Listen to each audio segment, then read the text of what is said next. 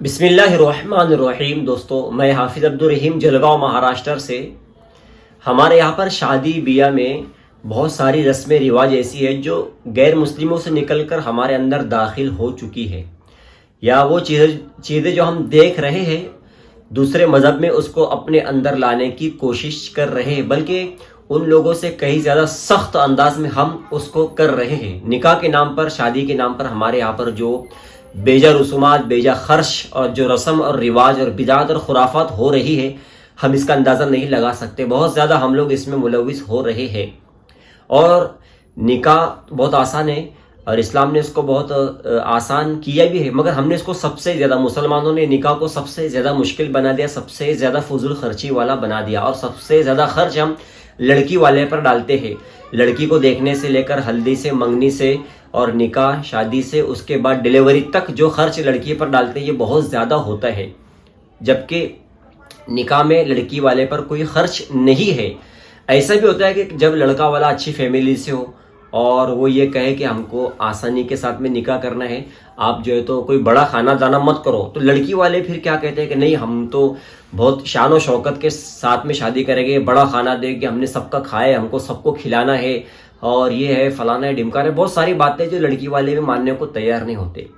یعنی ان کو بھی اتنی وہ مستی چڑھ جاتی پھول کے، بس وہ سوچتے کہ بس یہی سب کچھ ہے اور یہی ہم کو جو ہے تو یہی ہماری لڑکی کو اور ہم کو آگے کام آئے گا۔ حالانکہ یہ بہت بڑی جہالت ہے، بے دینی ہے اور بہت بڑی رسم اور رواج ہے۔ تو ہوتا کیا ہے کہ جب غریب فیملی سے جو لوگ ہوتے ہیں تو لڑکی والے خاص طور پہ وہ پریشان ہو جاتے ہیں، اور بہت ساری جگہوں پر ایسا ہے تو لڑکے والے پریشر کرتے ہیں میرے اچھے مہمان آئیں گے، میں اسٹینڈر ہوں، میں وی آئی پی ہوں، فلانا ہوں ڈھمکانا ہوں۔ حالانکہ ایک نمبر کا بھکاری ہوتا ہے وہ، اس کی کوئی اہمیت اور کوئی وقعت نہیں ہوتی ہے۔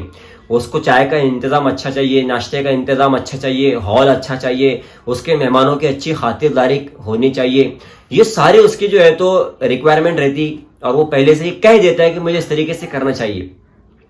یہ جو لوگ ہوتے ہیں نا، وہ ہوتے ہیں جو انٹرنیشنل بھکاری ہوتے ہیں۔ ایسی باتیں بہت سارے لوگوں نے جو ہے تو بیانوں میں سنا ہوگا، سوشل میڈیا پر دیکھا ہوگا، پڑھا ہوگا، لکھا ہوگا، سب کچھ ہے، لیکن اس کو عمل میں نہیں لایا جا رہا ہے۔ الحمدللہ بہت سارے لوگ ایسے ہیں بھی جو بہت اچھے انداز میں، سیدھے سادے انداز میں نکاح کر رہے ہیں، بالکل شریعت کے مطابق، جیسا قرآن اور حدیث میں ہم کو تعلیم دی گئی ہے اسی طریقے سے نکاح کر رہے ہیں۔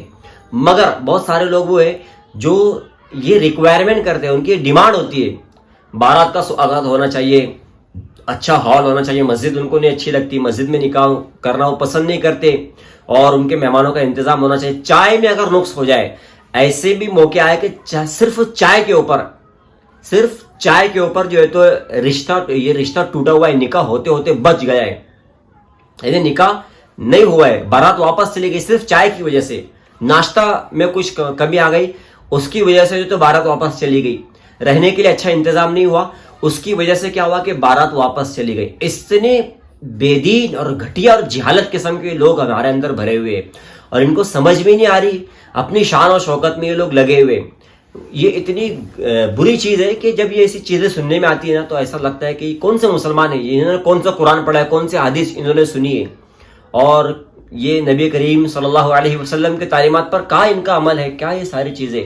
اتنی گھٹیا رسم اور رواج ہمارے معاشرے کے اندر آج بھری ہوئی ہے، اور یہ انٹرنیشنل بھکاری ہے، یہ انٹرنیشنل بھکاری ہے، یہ بہو پر ظلم ستم کر رہے، اس کو مار رہے، اس کو تراش دے رہے، اس کو ستیہ ناش کر رہے، بہو کے اوپر طرح طرح کے ظلم اور ستم یہ لوگ گھروں میں کر رہے، بہو کو اچھے القاب سے نہیں پکارا، ان کو گالی دے رہے، گھروں میں اپنی گالیاں دے رہے بہو کے سامنے، جوان بہو ہے گھر میں، اور گندی ماں بہن کی گالیاں جو ہے بہو کے سامنے دے رہے، ایسے بھی ہوتا ہے۔ لیکن زیادہ تر ظلم اور ستم سسرال لڑکی والوں پر جو کیا جاتا ہے نا، وہ یہ کہا جاتا ہے کہ ایک اچھی بہو، اچھی خاندانی بہو جب گھر میں لاتے ہیں تو اس کے ساتھ اچھا خاندانی والا ویوہار ہونا چاہیے، اچھا معاملہ اس کے ساتھ میں ہونا چاہیے، مگر ان کو یہ نہیں چلتا ہے۔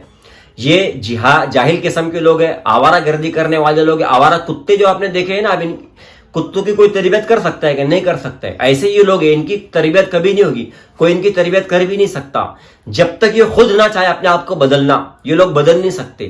باہر یہ بڑائی مارے گے، شان مارے گے، لوگوں کو دکھاوا کرے گے، دینداری کا چولا پہنیں گے، داڑھی ٹوپی اور اچھا لمبا جبہ، نماز روزہ سب کچھ کریں گے، لیکن ان کا گھریلو معاملہ جو ہوگا اتنا خطرناک ہوگا کہ دشمن ان سے اچھا آپ کے ساتھ میں معاملہ کرے گا۔ اسی لیے نبی کریم صلی اللہ علیہ وسلم نے کیا فرمایا کہ اپنے گھر والوں کے ساتھ اچھا معاملہ کرو، اخلاق میں، کردار میں، بات چیت میں. اور اللہ کے نبی کیا فرما رہے ہیں کہ میں اپنے گھر والوں کے لیے بہت بہترین ہوں. تو یہ گھر والوں کے لیے انسان کو پہلے اچھا بننا چاہیے، تب جا کے باہر دینداری، اخلاق کی ساری چیزیں اس کو بتانا چاہیے. مگر یہ ساری چیزیں آج جو بدعت اور خرافات کے نام پر ہو رہی نا، وہ انتہائی درجے کی خرافات ہے جس کا ہم اندازہ نہیں لگا سکتے. تو لڑکی والوں پر کوئی بوجھ نہیں ہے، کوئی خرچ نہیں ہے، مگر ہم نے اس کو ڈالا ہے. مسلمانوں نے ڈالا ہے، اسلام نے نہیں ڈالا ہے. مسلمانوں نے خرچ ڈالا ہے، اسلام نے نہیں ڈالا ہے. اسلام اچھا مذہب ہے، بہترین مذہب ہے، قرآن کی تعلیم اچھی ہے. لیکن ہم لوگ برے بنتے جا رہے ہیں. اسلام کو، مسلمانوں کو، قرآن کو، احادیث کو ہم بدنام کرنے کا ذریعہ بن رہے ہیں. کون؟ مسلمان بن رہے ہیں. تو نکاح کے اندر بہت ساری چیزیں، لیکن ایک ٹاپک جو ہے نا وہ کیا ہے کہ جب لڑکی کی پہلی ڈیلیوری ہوتی ہے تو وہ یہ ہمارا رواج بن چکا ہے، ہندوانہ رسم جو ہمارے اندر داخل ہو چکی ہے کہ اس کی ڈیلیوری جو ہے وہ کہاں پر ہوگی؟ اپنے میکے میں ہوگی، اس کے اپنے گھر پر ہوگی. یہ ایک تو ہلدی کے نام پر کھانا کھائے، منگنی کے نام پر، شادی کے نام پر، دیکھنے کے نام پر اتنے مہمان آئیں گے، اتنے مہمان آئیں گے. پھر جو ہے تو شادی کا، پھر اس کے بعد جب ڈیلیوری کا ہے، ابھی وہ اتنے خرچوں سے نکلا ہوا ہے، نہ جانے کتنی مصیبتیں، تکلیفوں سے انہوں نے جو ہے تو بچی کی شادی کی، اس کے لین دین کا معاملہ کیا، جہیز دیا، سامان دیا، سب کچھ دیا. اب ایک سال بھر، 1.5 سال کے بعد میں جو معاملہ آتا ہے ڈیلیوری کا، وہ بھی ہمارے یہاں ایک ناسور، ایک خطرناک شکل اس نے اختیار کیا کہ نہیں، میکے والے اس کا خرچ کرے گی. اگر لڑکا دیندار ہے اور وہ کہے گا کہ نہیں چلو میں کچھ مدد کر دوں گا، میرے پاس میں 10-20 ہزار روپے پڑے ہوئے، اور اگر نارمل ڈیلیوری نہ ہو، سیزر ہو جائے تو کتنے بڑے مسئلے پیدا ہوتے ہیں، کتنا خرچ آج دواخانے میں، ہاسپٹلوں میں لگتا ہے. تو ماں باپ کیا ہے، نہیں تو کیوں پیسے دے گا، وہ کرے گی نا، ان کی بیٹی ہے نا. یہ ماں باپ اس طریقے سے بات کرتے ہیں، کیا کہتے ہیں، ان کی بیٹی ہے، کر کے اس نے لایا، اس کی بیوی ہے، اب اس کے ساتھ اس کی نسبت جڑی ہوئی ہے قیامت تک، قیامت کے بعد ہمیشہ کے لیے رہے گی. اور یہ کیا کہتے ہیں، ان کی بیٹی ہے، یعنی جب پیسے دینے کا ٹائم آیا تو ان کی بیٹی ہے. اور یہ سارے معاملات اتنے جاہل آج لوگ بن چکے ہیں. تو پھر وہ یہ ہندوانہ رسم ہے، پھر وہ بیچارے اس سے قرض لے گے، اس سے قرض لے گے، اس سے بھیک مانگے. ناک کا مسئلہ ہے، بول نہیں سکتے کہ ہمارے پاس پیسے نہیں ہے. ان کو کرنے یہ کریں گے تو لڑکی پر دباؤ ڈالا جائے گا، لڑکی کو جو ہے تو ستایا جائے گا، اس پر ظلم ستم کیا جائے گا. یہ سب کون کر رہے ہیں؟ مسلمان کر رہے ہیں، قرآن کو ماننے والے کر رہے ہیں، حدیث کو ماننے والے کر رہے ہیں.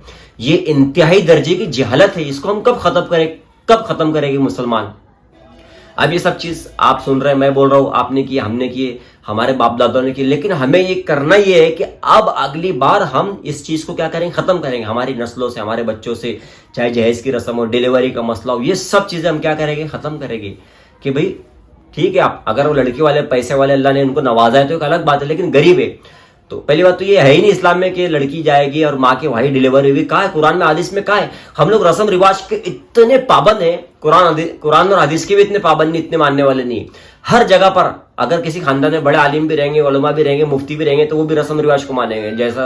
جیسا سماج چل رہا ہے بس اس طریقے سے چلے گے. ٹھوس اور مضبوط انداز میں علماء بھی اپنے گھر والوں کو بولنے کے لیے ڈرتے.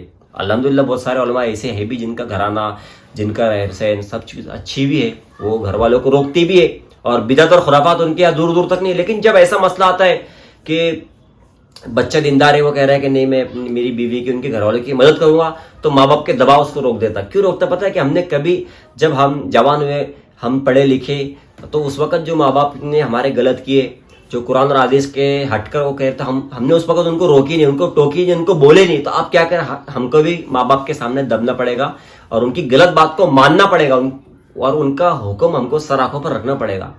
بھی ماں باپ کا حکم ہے، ماننا تو پڑے گا، لیکن ایسا کوئی حکم جو قرآن اور حدیث سے ہم کو روکے. شریعت کا اجازت دے، سب سے بڑے اللہ ہے، قرآن اور حدیث ہے. ہم قرآن اور حدیث کو سائڈ پہ رکھ کے پھر ماں باپ کے حکم کو مان رہے.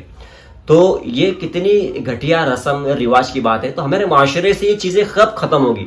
جب ہم چاہیں گے، کریں گے، تب ختم ہوگی. آج سے ہم اگر یہ کوشش کریں گے کہ نہیں اب میں آگے میرے گھر میں، بچوں میں، رشتہ دار میں، پریوار میں کہیں پر بھی ایسا ہونے نہیں دوں گا، تب جا کے ختم ہوگا. چاہے بارات کے نام پر ہو، نکاح کے نام پر ہو، ڈیلیوری کے نام پر ہو. کتنا جو ہے تو ہم لڑکی والوں پر دباؤ ڈال رہے ہیں. کئی خودکشیاں ہو رہے، کئی جوان بچے بیٹھی ہوئے، ان کے نکاح نہیں ہو رہے.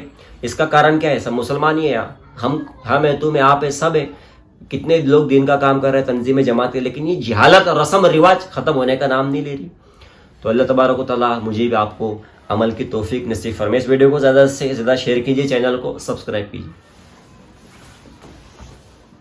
ریناٹس نووا داد کھاد کھجلی، فنگل انفیکشن اور اس کے علاوہ بڑی بڑی بیماریوں کا بھروسہ مند علاج ریناٹس نووا، ایک لاجواب آیورویدک نسخہ۔ تفصیلات کے لیے ابھی کال کریں۔